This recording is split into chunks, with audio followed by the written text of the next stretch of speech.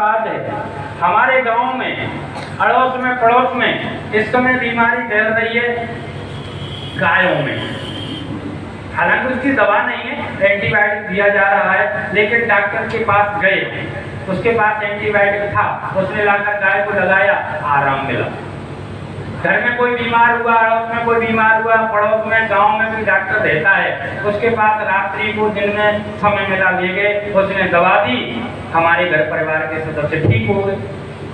उनकी दवा हमारे घर को लगती है, लोग ऐसा कहते हैं। अरे साहब, डॉक्टर साहब की तो धूल भी दे देना तब भी हमारे घर में काम करती है।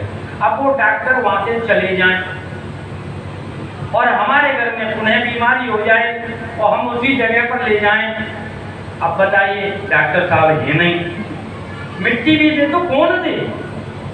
अब हमको दूसरा डॉक्टर देखना पड़ेगा जब तक वो नहीं आते हैं। तो अगर वो कभी नहीं आते तब भी देखना पड़ेगा, दिन बाद आएंगे तब भी देखना पड़ेगा।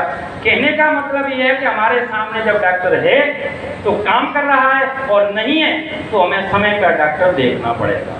इसी प्रकार से नाम ने समय समय पर काम किया, राम नाम ने काम किया, गुरु वशिष्ठ ने पावर भर दी, पत्थर पर नाम राम नाम लिखा, पानी पर तैरने लगा।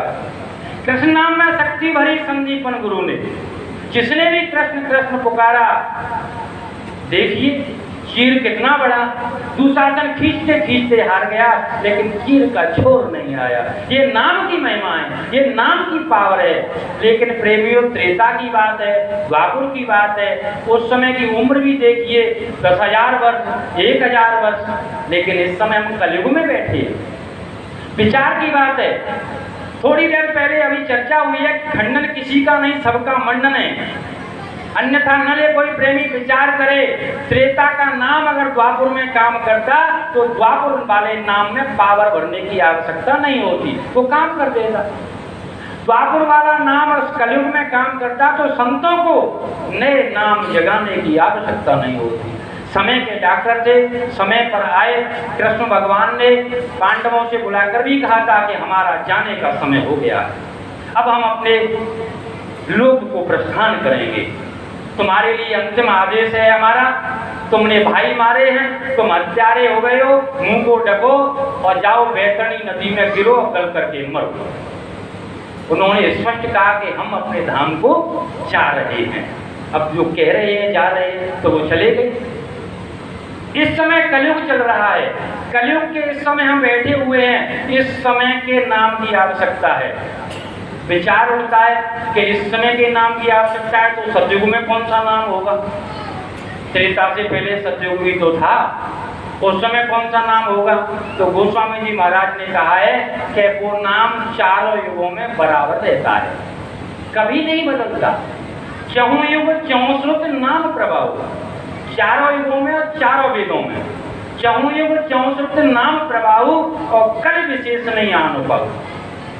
चारों युगों में चारों वेदों में उस नाम का प्रभाव है और इस युग में कलयुग में उस नाम के अलावा कोई आधार नहीं बचने का, वो नाम चाहिए। तो प्रेमियों स्पष्ट होता है कि वो चारों युगों में था, सतयुग में भी था, त्रेता में भी था, द्वापर में भी था, आज कलयुग में भी है। वो नाम मिलना चाहिए। अब नाम के पीछे महात्मा बताते हैं, उन्होंने स्वयं मेहनत की है कि मैंने कितनी चौखटों पर जाकर, कितने मठ मंदिरों पर जाकर के समय गुजारा है, सेवाएं की हैं, तब जाकर के वो चीज मुझको प्राप्त हुई, तब जाकर के मुझको वो चीज मिली है। लेकिन हमारे गुरु महाराज ने खुले मंच से 60 वर्ष तक उसी नाम को लुटाया लोगों के लिए, उसी नाम को बताया लोगों के लिए। जय गुरुदेव नाम बताया, जय गुरुदेव नाम को जड़िए कि उस नाम से जुड़ते हैं, इस नाम से, इस नाम की पावर से। जो चारों युगों वाले नाम की चर्चा हो रही है, वो नाम अंदर आ रहा है। इस नाम के सहारे लेने से, इस नाम की पावर से उससे कनेक्शन हो जाता है, कर्मों की सफाई हो जाती है। ये इन्होंने मन से दावा ठोक करके कहा था। वो नाम संतों के पास मिलता है, महात्माओं के पास मिलता है। महात्माओं की शरण में हमको जाना चाहिए और उस नाम को प्राप्त कर लेना चाहिए। और जब तक नाम नहीं मिलेगा, प्रेमियों, इस समय उन कर्मों की आंधी चलने वाली है। हमने जो कर्म अपने ऊपर दाग रखे हैं उनसे कोई बचाने वाला नहीं है। समय हमारे पास इतना ही है जब तक इस शरीर में हम हैं। जिस समय शरीर छूट जाएगा फिर कोई उपाय नहीं है। आपको कोई भी मिल जाए लेकिन वो कुछ नहीं कर सकता, क्योंकि उसके बाद तो तुरंत हिसाब है, ये अच्छा है, ये बुरा है। और प्रेमियों, विधान ये भी है कि पहले आपको अच्छा भोगने के लिए नहीं मिलेगा, पहले जो गलतियां हुई हैं वो भोगने के लिए मिलेंगी। और कई उदाहरण ऐसे मिलते हैं कि ऐसा करने से गलतियों के पहाड़ लद जाते हैं और अच्छा ही जाने कहाँ दुबक कर रह जाती है। और मनुष्य शरीर न जाने कितने कल्पों के बाद मिलता है। कल्प की बहुत लंबी आयु होती है। बहुत समय के बाद कितनी बार सतयुग बीतेगा, त्रेता बीतेगा, द्वापर बीतेगा, इतना समय बीत जाएगा, मनुष्य शरीर नहीं मिलेगा। मनुष्य शरीर हमको मिल गया है, नाम जिनको मिल गया है उनको लग जाना चाहिए, और जिनको नहीं मिला है उनको खोज करनी चाहिए और ले लेना चाहिए नाम, जिससे होगा काम। हमारे अंदर जो पहाड़ जमा हुआ है बुराइयों का वो साफ होगा, उससे जलेगा।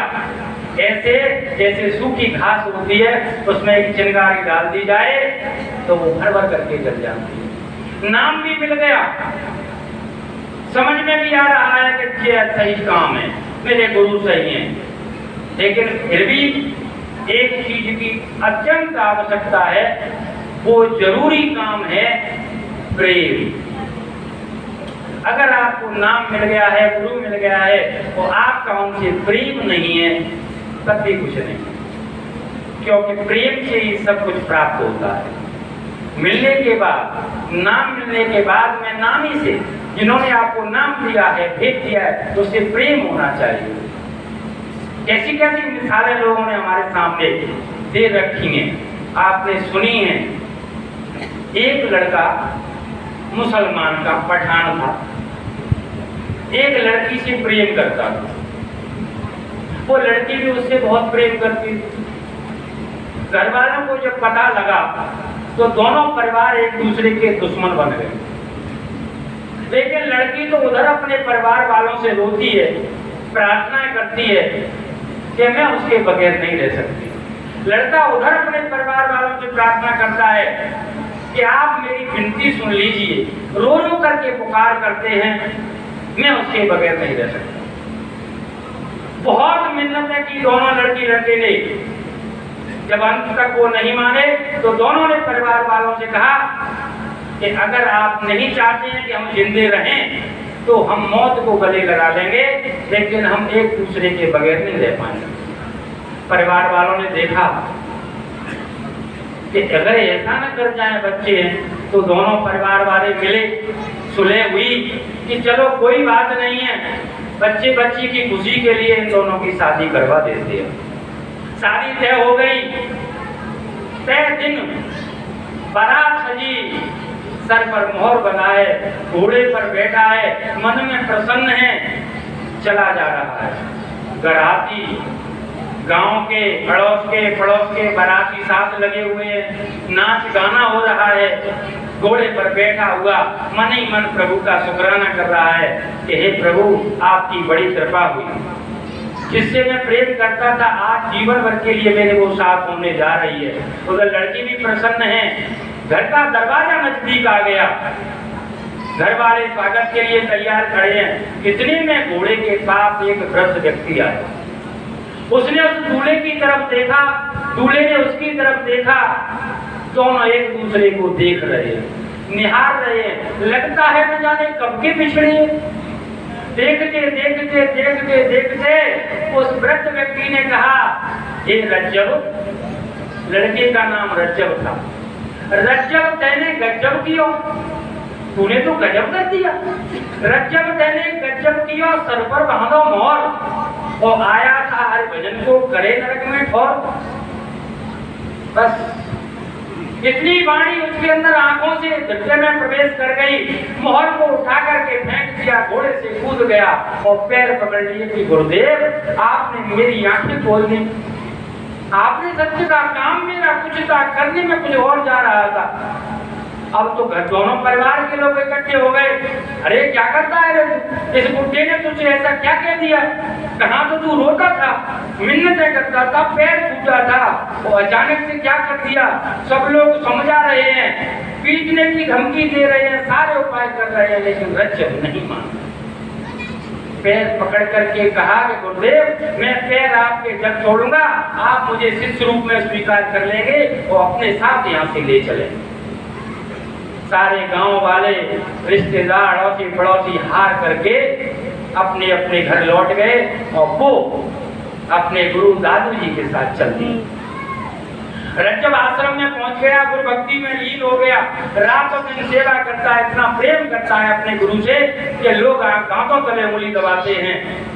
समय बीतता गया। एक दिन समय आया, शरीर टूटा उनके गुरु का, दादू जी का। उन्होंने कहा रज्जब से कि रज्जब अब हमारा वक्त आ गया, हमारा समय पूरा हो गया इस मनुष्य शरीर को छोड़ने का, अब हम इस शरीर को त्यागने जा रहे हैं।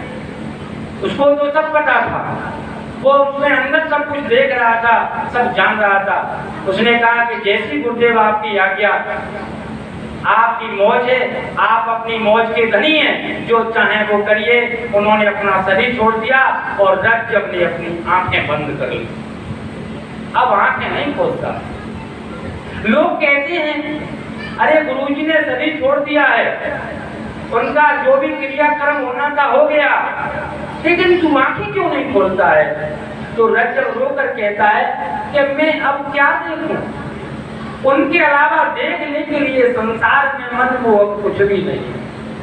मेरी आंखें उनको बार बार देखती थी, अगर मैंने आंखों को खोला और वो मुझे नहीं दिखाई दिए तो मेरी आंखों में किसी और की छवि बस जाएगी। मेरी आंखों में मेरे गुरु की छवि बसी हुई है, मैं उस छवि को बिगाड़ना नहीं चाहता, इसीलिए मैं अपनी आंखें नहीं खोलूंगा। लोग समझाते हैं, लेकिन रज्जब अपनी धुन का पक्का है, आंखें नहीं खोलता है। वर्षों बीत गए, लोग समझा करके हार थक गए, लेकिन रज्जब जब तक जिया अपनी पलकें नहीं उगारी, आंखें नहीं खोली। बताइए ऐसे प्रेमियों को घर जाने में कितना वक्त लग सकता है? ऐसे प्रेमी हमको प्रेरणा देते हैं कि गुरु से प्रेम होना चाहिए। अगर गुरु से प्रेम हो गया तो क्या हमारे लिए रह जाएगा? सब कुछ प्राप्त किया जा सकता है, उनकी दया से मौज से सब मिल सकता है, क्योंकि प्रेम से वो मिल जाएंगे हमको। और जब वो मिल गए तो बाकी क्या रहा? एक जगह एक बाजार लगा हुआ था, बाजार में राजा ने ऐलान करवा दिया कि गांव का शहर का जो भी बच्चा बुजुर्ग आएगा उसको फ्री सामान दिया जाएगा, एक वस्तु अपनी मर्जी से वो ले जा सकता है। गांव के लोग दौड़ पड़े, गांव के लोग भाग पड़े।